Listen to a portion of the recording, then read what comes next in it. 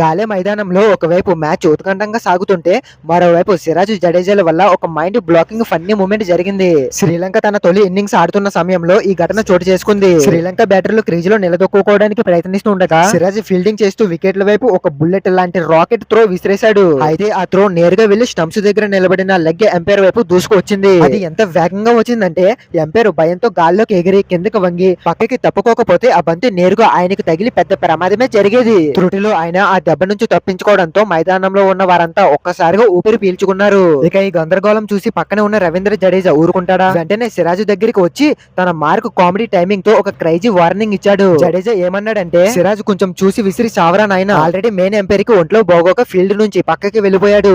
ఆయన స్థానంలోనే ఈయన థర్డ్ ఎంపైర్ రూమ్ నుంచి ఫీల్డ్ లోకి వచ్చారు. ఇప్పుడు నువ్వు ఈయన కూడా హాస్పిటల్ కి పంపించేలా ఉన్నావు, ఇంకో ఎంపైర్ ఎక్కడి నుంచి వస్తాడు చెప్పు అని హిందీలో పంచి వేశాడు.